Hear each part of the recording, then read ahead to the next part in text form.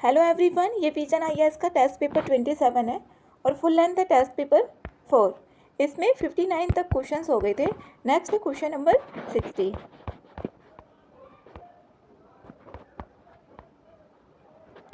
60। में है, निम्नलिखित में से कौन सा दक्षिणी गोलार्ध की तुलना में उत्तरी गोलार्ध में अधिक उष्णकटिबंधीय चक्रवातों के आने की सही कारण नहीं है। इसमें जो सही कारण नहीं है वो बताना है, गलत बताना है इसमें। तो पहला ऑप्शन है दक्षिणी गोलार्ध में महासागर का व्यापक विस्तार और वृहद अंटार्कटिक हिमपर्वत, ये तो है वर्ष के, पहला ऑप्शन सही है। दूसरा ऑप्शन है वर्ष के अधिकांश भाग में गर्म जलधारा का अधिकतर प्रवाह, जो गर्म जलधारा होती है और जो उष्णकटिबंधीय चक्रवात होते हैं वो केवल जल पर ही आते हैं जब उसका टेम्परेचर बढ़ जाता है, 27 डिग्री से अधिक हो जाता है, वहीं पर आते हैं और जैसे ही भूमि से टकराएंगे तो वहाँ पर खत्म हो जाते हैं उष्णकटिबंधीय चक्रवात। इसमें दूसरा ऑप्शन यहाँ पर बोला हुआ है वर्ष के अधिकांश भाग में गर्म जलधारा का अधिकतर प्रभाव विषुवत रेखा के उत्तर में कम होता है। सी ऑप्शन है उत्तरी गोलार्ध में अधिक ताजे जल का प्रवाह होता है, ये भी ठीक है। यहाँ पर तीन ऑप्शन ठीक है। दक्षिणी गोलार्ध में विंड शियर का कम होना, ये ऑप्शन इसमें गलत है, तो डी आंसर ही इसका सही है। ये सही नहीं है, यहाँ पर कौन सा कारण नहीं है वही पूछा हुआ है। 27 डिग्री सेल्सियस से अधिक तापमान वाली वृत्त समुद्री सतह पर आते हैं उष्णकटिबंधीय चक्रवात, और चक्रवाती भंवर की उत्पत्ति के लिए भंवर जो इस तरीके से, ये भंवर की उत्पत्ति के लिए पर्याप्त जो कोरियालिस बल होता है उसकी उपस्थिति होनी चाहिए। जो कोरियालिस फोर्स होता है वो जो हवा चलती रहती है उसकी डायरेक्शन में चेंज करता है, इसका ये काम होता है। पहले से मौजूद जो कमजोर निम्न वायुदाब वाला क्षेत्र होता है वो निम्न स्तरीय चक्रवाती परिसंचरण, जो भी लो प्रेशर होगा, लो प्रेशर जब केंद्र में लो प्रेशर बन जाता है, जैसे कि ये है और इसमें केंद्र में लो प्रेशर बन गया और इधर है यहाँ पर हाई प्रेशर, हाई प्रेशर से लो प्रेशर की तरफ को जो भी जब तक बैलेंस नहीं होगा इधर से इधर हवाएं चलती रहती हैं। और जो विंड शियर है या पवन अपरूपण भी बोला जाता है उसका कम होना, तो यहाँ पर डी आंसर इसका करेक्ट है। नेक्स्ट क्वेश्चन नंबर 61 में यहाँ पर पूछा हुआ है कितने परिवेशों में बायोफिल्म्स पाए जा सकते हैं। पहला है चिकित्सीय अंतर्रोग और कैथेटर, दूसरा है नदी तल और गर्म चश्मा, तीसरा है मानव दांत और मसूड़े, चौथा है औद्योगिक पाइपलाइन और जल शोधन संयंत्र। इसमें चारों ऑप्शंस करेक्ट हैं, चारों में परिवेशों में बायोफिल्म्स पाए जा सकते हैं, तो डी आंसर इसका करेक्ट है। नेक्स्ट है क्वेश्चन नंबर 62, इलेक्ट्रॉनिक मृदा जो ई मृदा के संदर्भ में निम्नलिखित कथनों पर विचार करना है और इसमें देखना सही ऑप्शन कौन से हैं। इसमें पहला ऑप्शन है इसका निष्कर्षण इलेक्ट्रॉनिक अपशिष्ट से भरे लैंडफिल से किया जा सकता है, पहला ऑप्शन गलत है। जो ई मृदा होती है ये इसमें एक जैव बहुलक से निर्मित होती है, ये मृदा, इसका उत्पादन होगा जो 3,4 एथिलीन डाइऑक्सीथियोफीन से इसका निर्माण होता है और प्रवाहकीय जो बहुलक होते हैं उसको इसमें मिश्रित किया जाता है, इसलिए यहाँ पर ये गलत है। इलेक्ट्रॉनिक अपशिष्ट से भरे लैंडफिल से किया जा सकता है, नहीं, गलत है ये। दूसरा है ई मृदा का उपयोग हाइड्रोपोनिक खेती में क्रियाधर के रूप में किया जा सकता है, जो हाइड्रोपोनिक कृषि होती है उसके लिए इसका उपयोग किया जा सकता है, दूसरा ऑप्शन इसमें करेक्ट है, तो बी में आ रहा है, बी आंसर इसका सही है। नेक्स्ट है 63 में बोला है वित्तीय समावेशन सूचकांक, ये वित्तीय समावेशन सूचकांक में, और इसमें देखने कितने कथन सही हैं। पहला ऑप्शन है इसमें इसे केंद्रीय वित्त मंत्रालय द्वारा प्रतिवर्ष जारी किया जाता है, पहला ऑप्शन ये गलत है। जो वित्तीय समावेशन सूचकांक है इसको भारतीय रिजर्व बैंक आरबीआई के द्वारा जारी किया जाता है प्रतिवर्ष इसको जारी किया जाता है, तो पहला ऑप्शन इसमें गलत है। दूसरा ऑप्शन है यह बैंकिंग, बीमा, निवेश, पेंशन और डाक सेवाओं जैसी औपचारिक वित्तीय सेवाओं तक पहुंच एवं उपयोग को मापता है, दूसरा ऑप्शन करेक्ट है। तीसरा ऑप्शन है स्कोर 2021 में 53.9 से बढ़कर 2024 में 24.2 हो गया है, तो ये दोनों ऑप्शन यहाँ पर करेक्ट है, तो इसका जो आंसर है वो बी सही है। नेक्स्ट है 64, न्यूनतम समर्थन मूल्य निम्नलिखित में से किन कारकों के आधार पर निर्धारित किया जाता है। और इसमें यहाँ पर देखना है सही ऑप्शन कौन से हैं। पहला ऑप्शन है बीज और उर्वरक पर खर्च किया जाता है, पहला ऑप्शन ठीक है। पारिवारिक श्रम का मूल्य, जो पारिवारिक श्रम है उसका मूल्य, एक तो यहाँ पर A2 होता है, A2 में होता है यहाँ पर जो प्रत्यक्ष लागत होगी, बीज उर्वरक होंगे, उर्वरक कीटनाशक श्रम इत्यादि पर, और फिर होता है दूसरा A2 प्लस FL, इसमें जो किसान द्वारा वहन की गई लागत होती है और परिवार का जो श्रम मूल्य होता है इसमें ये शामिल होता है। पारिवारिक श्रम मूल्य, दोनों ऑप्शन यहाँ पर करेक्ट है, एक और 2। तीसरा ऑप्शन है स्वामित्व वाली भूमि का किराया मूल्य, इसमें ये शामिल नहीं होता है, सी ऑप्शन गलत है। तीसरा ऑप्शन इसमें भी आ रहा है, इसमें भी आ रहा है, इसमें भी आ रहा है, तो ए आंसर इसमें करेक्ट है। नेक्स्ट है 65, पर्यावरण रक्षा कोष EDF के संदर्भ में निम्नलिखित कथनों पर विचार करना है और इसमें देखना है कितने कथन सही हैं। पहला ऑप्शन दिया है यह विश्व आर्थिक मंच द्वारा आयोजित पर्यावरणीय पक्ष समर्थन समूह है, पहला ऑप्शन इसमें गलत है। ये संयुक्त राज्य अमेरिका स्थित एक गैर लाभकारी पर्यावरणीय पक्ष समर्थन समूह है, तो विश्व आर्थिक मंच WEF से नहीं है ये, पहला ऑप्शन तो गलत है इसमें। इसका उद्देश्य ऊर्जा संक्रमण और कृषि रूपांतरण जैसे क्षेत्रों में व्यावहारिक पर्यावरणीय समाधानों की खोज करना है, इसमें दूसरा ऑप्शन करेक्ट है, दूसरा ऑप्शन सही है।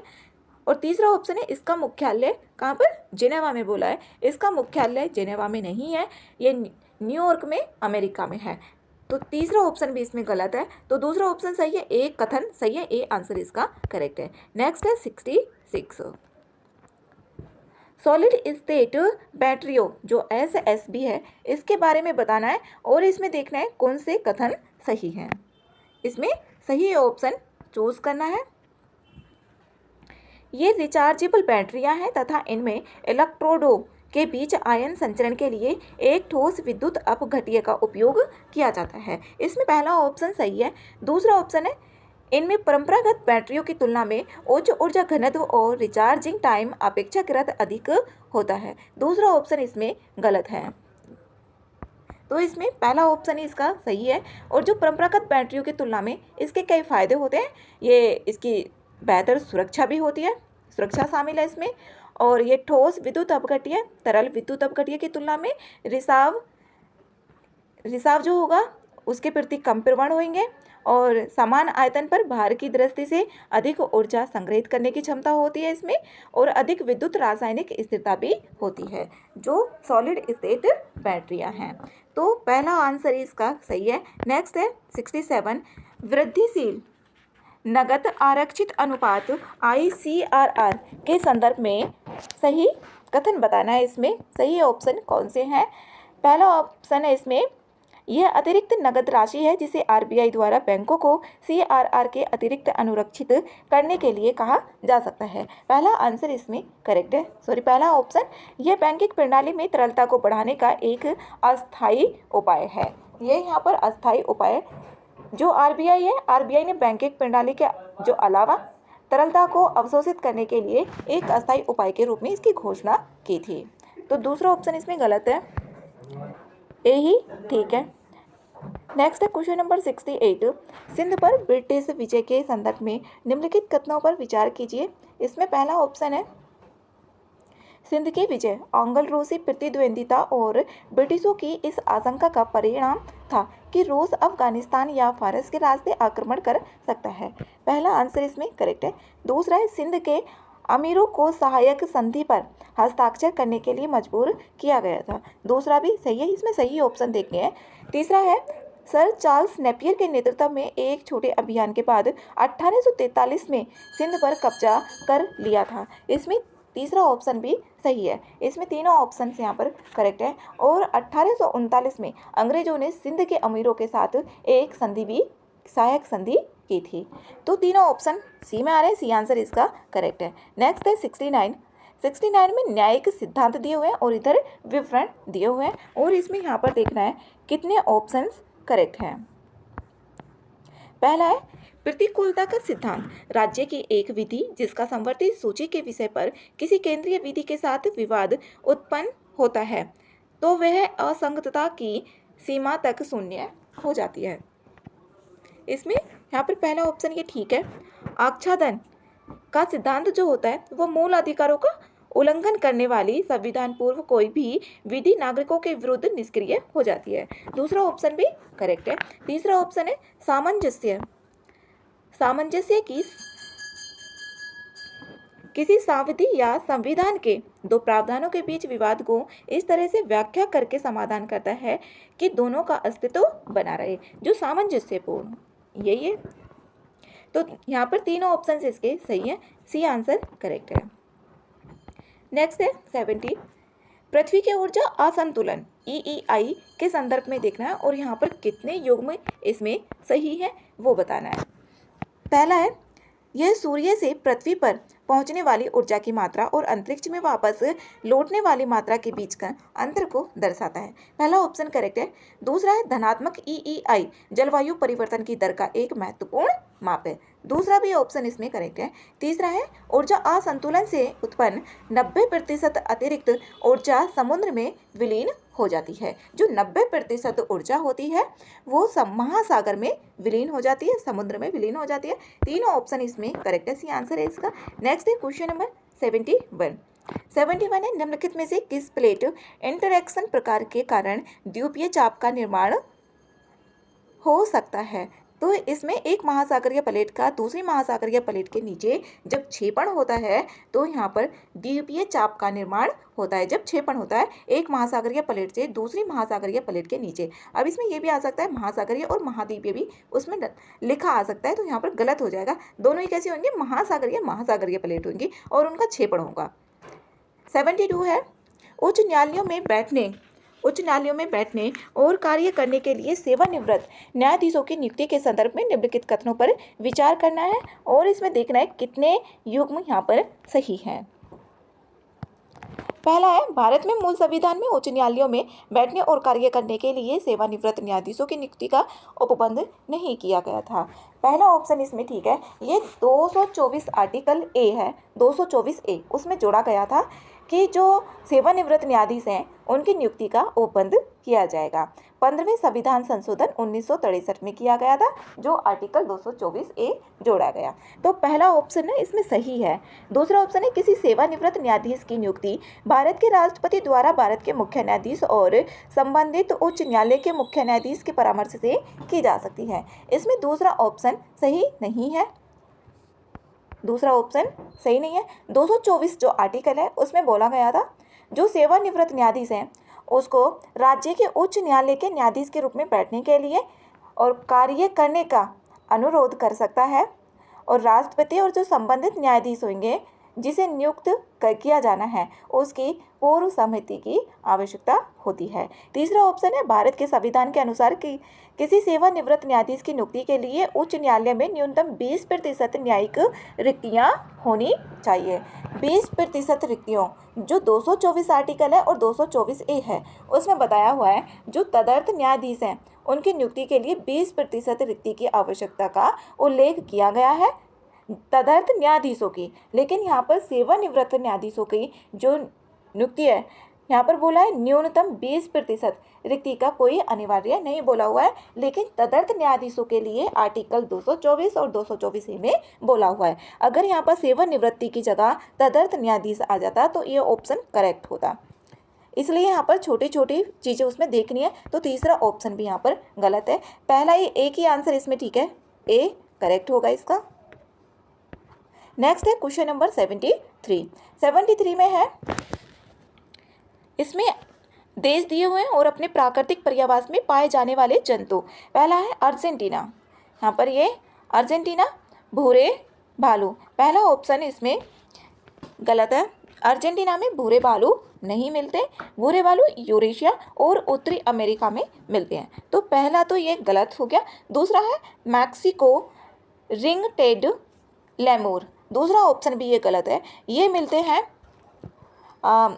कांटेदार झाड़ियों पर्वतीय वनों मैंग्रोव चट्टानी यहाँ पर मिलेंगे, और ये दक्षिणी तथा दक्षिणी पश्चिमी मेडागास्कर वाले वनों में मिलते हैं, ना कि मैक्सिको में मिलते हैं। भारत रेड पांडा मिलता है भारत में, नेपाल में मिलता है, भूटान में भी, चीन में भी और म्यांमार में भी। तो तीसरा ऑप्शन यहाँ पर ठीक है। तो इसमें पूछा है कितने युग्म सही हैं, तो एक ही युग्म इसमें करेक्ट है। नेक्स्ट है क्वेश्चन नंबर 74 है जीएसटी परिषद निम्नलिखित में से किन मामलों पर केंद्र और राज्यों के बीच सिफारिश कर सकती है। इसमें ये बताना है, जीएसटी का देखना है। यहाँ पर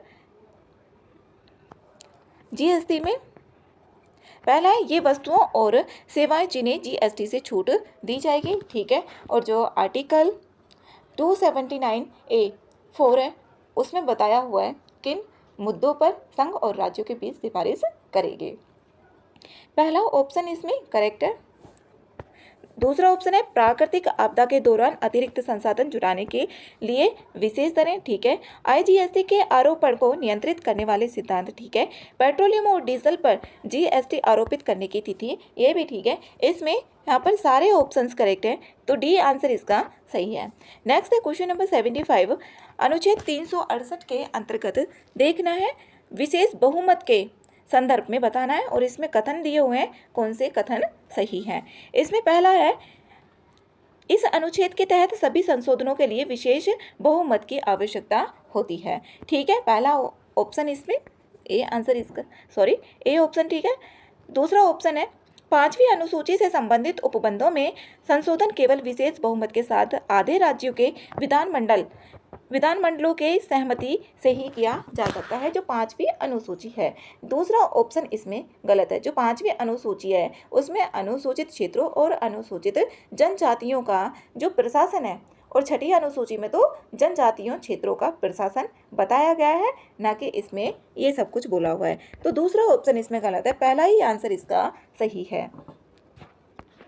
नेक्स्ट है 76, सांसद स्थानीय क्षेत्र जो एमपीलेड्स योजना है, इसके बारे में यहाँ पर देखना है और इसमें देखना है कौन से कथन सही हैं, ये बताना है। पहला ऑप्शन है एमपीलेड्स एक केंद्रीय क्षेत्रक योजना है, सही है। एक केंद्रीय क्षेत्रक की योजना है। सांसदों को अपने निर्वाचन क्षेत्रों में विकास कार्यों की सिफारिशों के लिए अनुमति होती है, पहला ऑप्शन इसमें करेक्ट है। दूसरा ऑप्शन है एमपीलेड्स के तहत 5 करोड़ रुपए तक की निधि सीधे सांसद सदस्यों को उपयोग के लिए जारी की जाती है, दूसरा ऑप्शन इसमें गलत है। दूसरा ऑप्शन जो 5 करोड़ रुपए की निधि होगी सीधे सांसदों को जारी नहीं की जाती है, और इस योजना में जो प्रत्येक सांसद होगा उसमें अपने निर्वाचन क्षेत्र के लिए जो कलेक्टर होंगे, कलेक्टर को सुझाव देने के भी एक विकल्प होता है, और ये सीधे जारी नहीं की जाती है। तो दूसरा ऑप्शन तो इसमें गलत है। तीसरा ऑप्शन है यह योजना ग्रामीण विकास मंत्रालय द्वारा राज्य सरकारों के सहयोग से क्रियान्वित की जाती है। ये सांख्यिकी और कार्यान्वयन मंत्रालय के द्वारा जारी की जाती है, ना कि ग्रामीण विकास मंत्रालय के द्वारा। तो एक ही ऑप्शन इसमें ठीक है, तो ए आंसर इसका सही है। नेक्स्ट है 77 है। यहाँ पर उपयुक्त में से कितने को भारत सरकार द्वारा दी जाने वाली प्रत्यक्ष सब्सिडी माना जाता है। जो प्रत्यक्ष सब्सिडी दी जा रही है वो किन किन एरियाज में दी जा रही है। इसमें से 4 ऑप्शन है, इसमें से देखना है किस किस में दी जा रही है। पहला ऑप्शन है यहाँ पर कृषि ऋण माफी। जो कृषि ऋण माफी है, पहला ऑप्शन इसमें सही है, कृषि ऋण माफी में दी जा रही है। पीएम किसान इसमें भी दी जा रही है, और पहल इसमें भी दी जा रही है। जो एलपीजी उपभोक्ताओं को पहल जो है वो एलपीजी से रिलेटेड है, तो इसमें भी दी जा रही है। यहाँ पर पहल भी यूरिया आधारित सब्सिडी, जो यूरिया आधारित सब्सिडी है इसमें नहीं दी जा रही है, इसमें अप्रत्यक्ष सब्सिडी दी जा रही है, ना कि प्रत्यक्ष सब्सिडी दी जा रही है यूरिया में। इंपॉर्टेंट है ये। तो 3 ऑप्शन इसमें करेक्ट है, 1 2 3 सी में आ रहा है, सी आंसर सही है। नेक्स्ट है 78, शेयर बाजार पूंजीकरण के संदर्भ में निम्नलिखित कथनों पर विचार करना है, और यहाँ पर देखना है कितने कथन इसमें करेक्ट हैं। पहला ऑप्शन है इसमें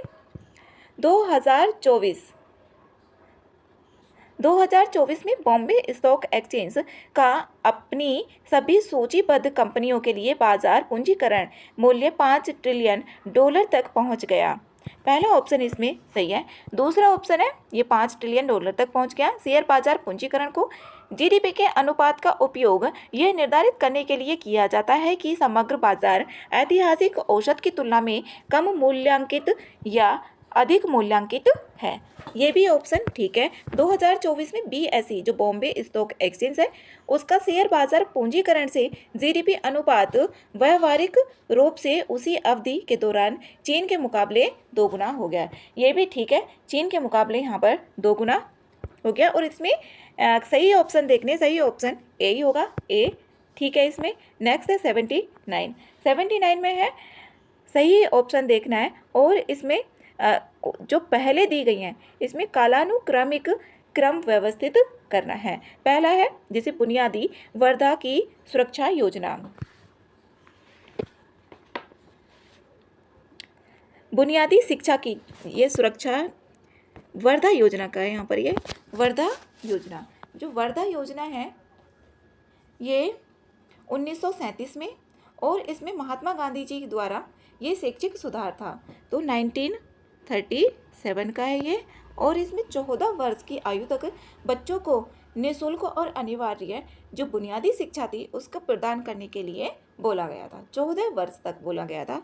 पहला ये है। और जो सार्जेंट शिक्षा योजना ये 1944 की है, ये 1944 की। पहले भी जो PYQs है उसमें शिक्षा से रिलेटेड एक क्वेश्चन हर साल रहता ही है। फिर है तीसरा ऑप्शन सैडलर विश्वविद्यालय आयोग, जो सैडलर है ये 1917 के अंतर्गत था, 1917। तो पहले आ रहा है तीसरा आएगा, फिर पहला आएगा, तीसरा पहला। तो ए आंसर इसका करेक्ट है। वर्धा योजना 1937 की थी। 80 है हड़प्पा सभ्यता के संदर्भ में निम्नलिखित कथनों पर इसमें विचार करना है और देखना है इसमें कितने कथन सही हैं। इसमें सही कथन चूज करने हैं। पहला है निर्वाह कृषि प्रचलित कृषि विधि थी। पहला ऑप्शन सही नहीं है, जो निर्वाह कृषि थी वो प्रचलित कृषि थी। पहला ऑप्शन गलत। यात्रा एवं परिवहन पोतों और नावों के माध्यम से किया जाता था। दूसरा ऑप्शन करेक्ट है, ये व्यापक राष्ट्रीय और अंतर्राष्ट्रीय व्यापार में संलग्न थे। तीसरा ऑप्शन भी यहाँ पर सही है। तो इसमें 2 ऑप्शन सही है, बी आंसर इसका करेक्ट है। नेक्स्ट है 81। भारत में पंचायती राज व्यवस्था से संबंधित समितियों के संदर्भ में देखना है और यहाँ पर ऑप्शन देखने कितने सही हैं। पहला है बलवंत राय मेहता समिति 1957 की थी, ठीक है। और ये ग्राम पंचायत, पंचायत समिति और जिला परिषद सहित त्रस्तरीय पंचायती राज व्यवस्था की सिफारिश की। इसमें पहला ऑप्शन इसका करेक्ट है। दूसरी अशोक मेहता समिति ये 1978 की थी और 2 स्तरीय थी ये, यहाँ पर ठीक है। ML सिंघवी जो पंचायती राज संस्थाएं थी उनको संवैधानिक मान्यता प्रदान करने के लिए सिफारिश की गई थी और ये 1986 की थी। तो इसमें तीनों ऑप्शन ना करेक्ट है, तो सी आंसर इसका सही है। यहाँ से भी क्वेश्चन आता ही है पंचायती राज से। Next question number 82। यदि कोई व्यक्ति कोल्लेरू झील से हरी के आर्द्रभूमि तक सड़क मार्ग से यात्रा करता है, ये भी एक बार इस तरीके से क्वेश्चन पूछा गया है कि कोई हवाई जहाज से यहाँ से लेके यहाँ तक जाता है तो कितना पड़ेगा, इतना ऐसे इस तरीके से क्वेश्चन पूछा हुआ है पहले भी। सड़क मार्ग से यात्रा करता है तो मूल स्थान और गंतव्य स्थान को छोड़कर भारत के भीतर न्यूनतम कितने राज्यों से होकर गुजरना पड़ेगा। कोल्लेरू झील, जो कोल्लेरू झील है ये आंध्र प्रदेश में पड़ती है, जो पूर्वोत्तर आंध्र प्रदेश है वहाँ पर पड़ती है। इसमें हरी के आर्द्रभूमि ये है पंजाब में, तो यहाँ पर पंजाब और इधर हो गया यहाँ पर ये कोल्लेरू झील। इस स्थान को भी छोड़ देना है, इस स्थान को भी छोड़ देना और बीच में यहाँ पर देखना है कितने राज्य इसमें पड़ेंगे। इसमें कितने तरीक़ों से जाया जा सकता है ये भी पूछा जा सकता है। तो यहाँ पर पहले जो पड़ेगा वो छत्तीसगढ़ पड़ जाएगा, उसके बाद मध्य प्रदेश पड़ जाएगा और फिर राजस्थान से तो फिर सीधा पंजाब ही है। और फिर यहाँ पर अगर ऐसे जाएं छत्तीसगढ़ पड़ेगा, फिर अगर इधर से जाएं तो उत्तर प्रदेश और फिर यहाँ पर हरियाणा और फिर पंजाब। तो 3 ही इसमें पड़ रहे हैं। इसमें राज्य जो पड़ेंगे 3 राज्यों से होकर जाना पड़ेगा, तो ए आंसर इसका करेक्ट है। नेक्स्ट है क्वेश्चन नंबर 83। हाल ही में भारत और पाकिस्तान श्री करतारपुर साहिब कॉरिडोर पर समझौते की वैधता को अगले 5 वर्षों के लिए बढ़ाने पर सहमत हुए। इस संदर्भ में निम्नलिखित कथनों में से कौन सा सही नहीं है। गलत ऑप्शन इसमें देखना है। पहला है यह भारत में गुरुद्वारा डेरा बाबा नानक को पाकिस्तान के करतारपुर में गुरुद्वारा दरबार साहिब से जोड़ता है। पहला ऑप्शन ठीक है। यह भारतीय श्रद्धालुओं को तीर्थ यात्रा के लिए वीजा मुक्त प्रवेश की अनुमति देता है, ठीक है। करतारपुर गुरु नानक देव जी का अंतिम विश्राम स्थल है, ठीक है। चौथा ऑप्शन है यह सतलज नदी के तट पर अवस्थित है। इसमें चौथा ऑप्शन ही गलत है, ये सतलज नदी के तट पर स्थित नहीं है। इसमें चौथा ऑप्शन गलत है, तो इसका जो आंसर है वो डी आंसर ही है। ये रावी नदी के पश्चिमी तट पर स्थित है, ना कि सतलज नदी के तट पर स्थित है। नेक्स्ट क्वेश्चन नंबर 84, IAEA अंतर्राष्ट्रीय परमाणु ऊर्जा एजेंसी के बारे में यहाँ से क्वेश्चन आया है। आई थिंक 2018 या 19 में आया है इससे।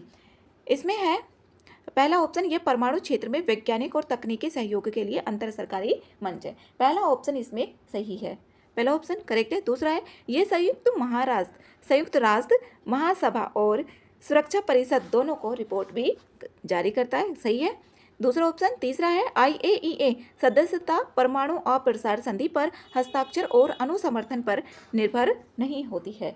तीसरा ऑप्शन भी यहाँ पर सही है, ये इस पर निर्भर नहीं होती है। भारत भी इसका संस्थापक सदस्य रहा है।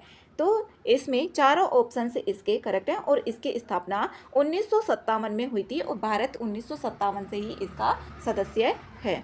तो इसमें चारों ऑप्शंस करेक्ट है, डी आंसर सही है। नेक्स्ट है 85, भारत में आपदा प्रबंधन के संदर्भ में निम्नलिखित कथनों पर विचार करना है और इसमें देखना है कितने कथन सही हैं।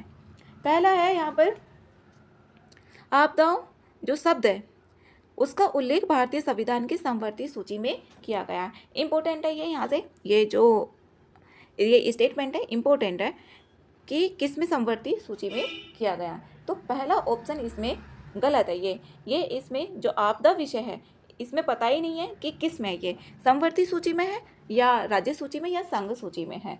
ये ऑप्शन है, तो पहला वाला ऑप्शन गलत है। दूसरा ऑप्शन है राष्ट्रीय संकट प्रबंधन समिति का गठन आपदा प्रबंधन अधिनियम 2005 के अंतर्गत किया गया। दूसरा ऑप्शन भी यहाँ पर गलत है, 2005 के अंतर्गत ये नहीं आती है। जो राष्ट्रीय संकट प्रबंधन समिति NCMC है, ये शीर्ष स्तरीय निर्णय लेने वाली प्रमुख समिति है। तो दूसरा ऑप्शन यहाँ पर गलत है। तीसरा ऑप्शन है आपदा प्रबंधन अधिनियम 2005 के तहत गठित राष्ट्रीय आपदा कार्यवाही कोष भारत की आकस्मिकता निधि का हिस्सा है। ये भारत की जो आकस्मिकता निधि है उसका हिस्सा नहीं है। तो यहाँ पर तीसरा ऑप्शन भी गलत है, इसमें कोई भी सही नहीं है, तो डी आंसर है इसका। नेक्स्ट है क्वेश्चन नंबर 86 है निम्नलिखित प्रक्रियाओं पर विचार करना है और भौतिक परिवर्तन के उदाहरण भी इसमें देखना है। मोम का पिघलना। अब यहाँ पर मोम का पिघलना जो होता है ये इसमें भौतिक परिवर्तन, मोम का पिघलना जो होगा भौतिक परिवर्तन होगा। जैसे कि मोम है, मोम को तो हम पिघल के द्वारे से उसकी मोमबत्ती भी बनाई जा सकती है। तो पहला ऑप्शन ठीक है। पानी का उबलना, जो पानी है पानी का उबलना ये भी भौतिक परिवर्तन है। पानी उबल के तो पानी दोबारा से कन्वर्ट हो जाएगा पानी में, ठीक है। लोहे में जंग लगना, तीसरा ऑप्शन इसमें सही नहीं है। लोहे में जंग लग गया तो ये एक रासायनिक परिवर्तन है, वो अपनी पहले वाली अवस्था में नहीं आ सकता। जो भौतिक परिवर्तन होता है वो पहले वाली अवस्था में आ जाए वही होता है भौतिक परिवर्तन, और रासायनिक परिवर्तन वो होता है जो अपनी पहले वाली जो पूर्व अवस्था थी उसमें ना आए, वो रासायनिक परिवर्तन होता है। चौथा ऑप्शन है नमक का पानी में घुलना। नमक का पानी में घुलेगा तो यहाँ पर ये ऑप्शन भी सही है। जब नमक का पानी में घुलेगा तो फिर उसको नमक को अलग किया जा सकता है वाष्पीकरण के द्वारा। तो इसमें तीसरा ऑप्शन तो गलत है, चौथा ठीक है। 3 आंसर इसमें सही है, केवल 3 सी आंसर सही है। नेक्स्ट है 87, जैमिनी वेधशाला के संदर्भ में निम्नलिखित कथनों पर विचार करना है और इसमें देखना है कौन से ऑप्शन सही है। इसमें सही आंसर बताना है। ये तो अलग अलग स्थानों अर्थात हवाई और चिली में स्थित है। पहला ऑप्शन ठीक है, जो जैमिनी वेधशाला है। पहला ऑप्शन सही होने के बाद बी ऑप्शन तो इसमें कट हो जाता है। इसका ऑप्टिकल इंफ्रारेड टेलीस्कोप लगभग संपूर्ण आकाश का अवलोकन करना है। इसमें दूसरा ऑप्शन सही है। ये जो इंफ्रारेड है 8.1 मीटर व्यास वाली जो ऑप्टिकल इंफ्रारेड दूरबीन है इसमें शामिल है, और ये हवाई के मोना किया और चिली के सेरो पचोन में अवस्थित की गई है। तीसरा ऑप्शन है इसका स्वामित्व। दूसरा ऑप्शन सही होने के बाद तो सी ऑप्शन भी इसमें गलत हो जाता है।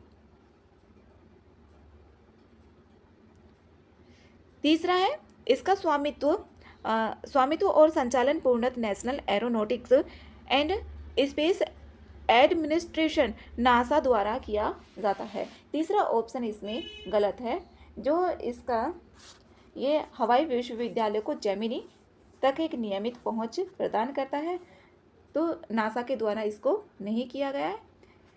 ये हाल ही में स्थापित किया गया है जो जेमिनी प्लेनेट इमेजर है,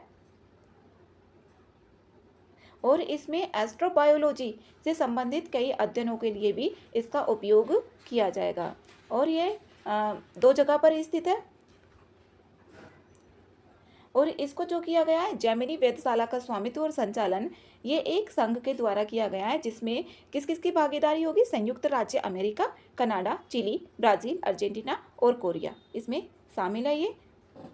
तो इसका तीसरा ऑप्शन भी इसमें गलत है। 1 और 2 ठीक है, तो ए इसका आंसर सही है। नेक्स्ट है 88। वन वाटर की अवधारणा के संदर्भ में निम्नलिखित कथनों पर इसमें विचार करना है और इसको देखना है सही कथन कौन सा है। पहला ऑप्शन है जल आपूर्ति से लेकर उपयोग, उपचार और निपटान तक एक देशीय मार्ग से गुजरता है। पहला ऑप्शन ये गलत है। दूसरा ऑप्शन है यहाँ पर यह है जल प्रणाली जल प्रबंधन के लिए हरित और ग्रे अवसंरचना का उपयोग करता है। दूसरा ऑप्शन सही है। 88 का बी आंसर है। नेक्स्ट है 89। निम्नलिखित में से कौन सा शब्द कॉन्ट्रेरियन इन्वेस्टिंग विपरीत निवेश का सर्वश्रेष्ठ वर्णन करता है? इसमें यहाँ पर एक ऐसी रणनीति जहाँ निवेशक जानबूझकर प्रचलित बाजार प्रवृत्तियों के विरुद्ध जाते हैं। सी आंसर इसमें सही है। नेक्स्ट है क्वेश्चन नंबर 90। भारतीय संविधान के निम्नलिखित कथनों पर विचार करना है और इसमें यहाँ पर उपयुक्त में से कौन से प्रावधान राज्य के लिए निर्देशात्मक हैं? राज्य के लिए निर्देशात्मक है और भारतीय संविधान के भाग 4 जो भाग 4 है उससे बाहर मौजूद है। जो भाग 4 है उसमें DPSP से बोला हुआ है भाग 4। इसमें देखना है इससे बाहर कौन कौन से हैं। पहला ऑप्शन है इसमें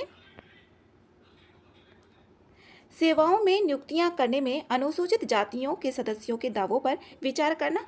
पहला ऑप्शन इसमें सही है। दूसरा ऑप्शन है अपने लोगों के पोषाहार और जीवन स्तर को ऊपर उठाना। ये आर्टिकल 47 में ऐसा बोला हुआ है, तो ये इसके अंतर्गत आता है, DPSP के अंतर्गत। दूसरा ऑप्शन इसमें सही नहीं है।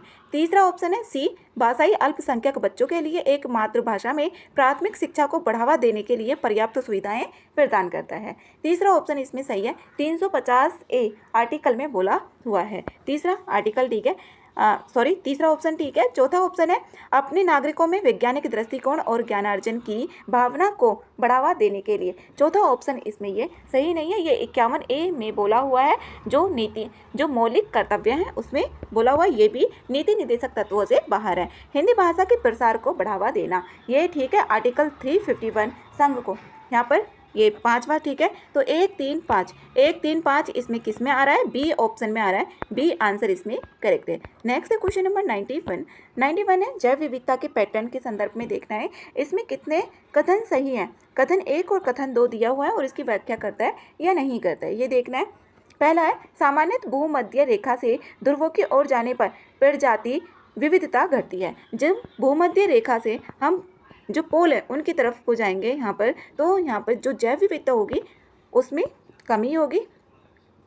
दूसरा ऑप्शन है उष्णकटिबंधीय पर्यावरण अपेक्षाकृत स्थिर पर्यावरण निकेत विशिष्टीकरण को प्रोत्साहित करता है और प्रजाति विविधता को बढ़ाता है। इसमें दोनों कथन यहाँ पर सही हैं और इसकी व्याख्या भी हो रही है, उसके बारे में ही यहाँ पर बताया हुआ है। नेक्स्ट है 92 यूरोपीय शक्तियों की विस्तारवादी नीति के संदर्भ में कथनों पर विचार करना है और उसमें सही ऑप्शन चूज करना है। कौन से सही ऑप्शन है? पहला ऑप्शन है जोसेफ फ्रांसिस डुप्ले भारत में सहायक संधि की प्रथा के प्रवर्तक थे। पहला ऑप्शन सही है इसमें। दूसरा ऑप्शन है ब्रिटिश जनरलों में लॉर्ड कॉर्नवालिस ने पहली बार इसका प्रयोग किया था। दूसरा ऑप्शन सही नहीं है, ये लॉर्ड कॉर्नवालिस ने नहीं किया था, लॉर्ड वेलेजली ने इसकी शुरुआत की थी। तो दूसरा ऑप्शन गलत होने के बाद ये आंसर इसका सही है। नेक्स्ट है क्वेश्चन नंबर 93। निम्नलिखित कथनों पर विचार करना है और इसमें देखना है कौन सा ऑप्शन सही है। सही इसमें बताना है। पहला ऑप्शन है जैव और प्राकृतिक कृषि प्रणालियाँ दोनों ही गैर रासायनिक कृषि प्रणालियाँ हैं जो मुख्यतः खेत पर ही जैव भार प्रबंधन और कुशल संसाधन पुनर्चक्रण पर निर्भर करती है। पहला ऑप्शन ठीक है। दूसरा प्राकृतिक खेती के लिए किसी भी बाह्य जैविक आदानों या मृदा सुधार की आवश्यकता नहीं होती। वही दूसरी ओर जैविक खेती के लिए बाह्य आदानों की आवश्यकता होती है, जिससे यह अधिक महंगी हो जाती है, जो जैविक खेती होती है। दोनों ऑप्शन यहाँ पर करेक्ट है, तो सी आंसर इसका सही है। नेक्स्ट है क्वेश्चन नंबर 94। यहाँ पर खड कैज्म चिमनी रोक जो टोम्बोलो और हुक है, ये किससे रिलेटेड है? ये है समुद्री प्रक्रमों द्वारा निर्मित तटीय स्थल रूप। ए आंसर इसका करेक्ट है। नेक्स्ट है question number 95। India AI mission के संदर्भ में देखना है और इसमें देखने कितने युग्म सही है। पहला है इसकी कार्यान्वयन एजेंसी नीति आयोग है। इसमें जो कार्यान्वयन एजेंसी है वो नीति आयोग नहीं है, जबकि ministry of electronics and information technology है, MEIT है। तो पहला ऑप्शन इसमें गलत हो गया। इसका मुख्य उद्देश्य मौजूदा आधारभूत मॉडलों का उपयोग करके AI एप्लीकेशन का उपयोग करना है। दूसरा ऑप्शन भी इसमें सही नहीं है। इसका कार्यान्वयन सार्वजनिक निजी भागीदारी के रूप में किया जाएगा। तीसरा ऑप्शन इसका करेक्ट है, तो ए के इसमें सही है, तो 95 का ए आंसर है। नेक्स्ट है क्वेश्चन नंबर 96 में हाल ही में सुर्खियों में रहा सिमेटिक डिकोडर निम्नलिखित में से ये क्या है? ये है मानव मस्तिष्क की गतिविधि का मानचित्रण करने के लिए एक कृत्रिम बुद्धिमत्ता प्रणाली। ए आंसर इसका सही है। नेक्स्ट है 97 में यहाँ पर इसमें बताना है, ऊपर 6 ऑप्शन दिए हुए हैं। उपयुक्त कारकों में से कितने पर अर्धचालक जो सेमीकंडक्टर उद्योग की अवस्थिति का निर्धारण करते समय विचार किया जाता है? पहला है कुशल कार्यबल, ठीक है, बाजार की निकटता भी होनी चाहिए, सरकारी नीति भी होनी चाहिए, परिवहन, जल आपूर्ति और विद्युत आपूर्ति। इसमें सारे ऑप्शन ठीक है, डी आंसर इसका करेक्ट है। नेक्स्ट है 98। मानसून विराम जो ब्रेक होता है, मानसून विराम ब्रेक के संदर्भ में बताना है और इसमें सही ऑप्शन भी चूज करने। सही ऑप्शन कितने हैं? इसमें पहला है मानसून गर्त भारतीय उपमहाद्वीप पर निर्मित लंबा निम्न दबाव का क्षेत्र है जो अंतर उष्णकटिबंधीय अभिसरण क्षेत्र ITCZ के उत्तर की ओर स्थानांतरण के कारण निर्मित होता है। पहला ऑप्शन इसमें सही है। ये तभी होता है जो ITCZ होगा उसके स्थानांतरण के कारण ही निर्मित होगा। दूसरा है मानसून विराम तब होता है जब मानसून गर्त उत्तर की ओर हिमालयी राज्यों की ओर स्थानांतरित होता है। मानसून विराम तभी होता है अरब सागर में चक्रवाती परिसंचरण के कारण मानसून विराम घटित हो सकता है। अरब सागर में जब चक्रवाती परिसंचरण होगा तब मानसून विराम हो सकता है। इसमें यहाँ पर तीनों ऑप्शन इसके करेक्ट है, तो बी आंसर सही है। नेक्स्ट है 99 में कार्बन क्षतिपूर्ति गहराई CCD के संदर्भ में निम्नलिखित कथनों पर विचार करना है और इसमें सही ऑप्शन भी चूज करने। सही ऑप्शन कौन से हैं? पहला है यह महासागर की उस गहराई को संदर्भित करता है जहां कैल्शियम कार्बोनेट उसी दर से घुलता है जिस दर पर यह संचित होता है, जिसे इसका दीर्घकालिक जमाव रुक जाता है। पहला ऑप्शन ठीक है। जल जितना अधिक अम्लीय होता है उतना ही यह कैल्शियम कार्बोनेट के सेल को घोलने में कुशल हो जाता है, जिससे CCD संतुलन बिगड़ जाता है। इसमें दोनों ऑप्शन ही करेक्ट है। जो CCD है कार्बन कंपनसेशन डेप्थ, कार्बन क्षतिपूर्ति गहराई, यहाँ पर ये है इसका संतुलन बिगड़ जाता है। दोनों ऑप्शन इसमें करेक्ट है, तो सी आंसर इसका सही है। सही ऑप्शन ही इसमें पूछा हुआ है। 100 है हाल ही में सुर्खियों में रही डोकरा जलाकृति निम्नलिखित में से क्या है? जो डोकरा जलाकृति है ये क्या है? ये है प्राचीन बेल मेटल शिल्पकारी का एक रूप जिसमें ढलाई की लुप्त मोम तकनीक लास्ट वैक्स कास्टिंग विधि का उपयोग किया जाता है इसमें, तो सी आंसर इसका करेक्ट है।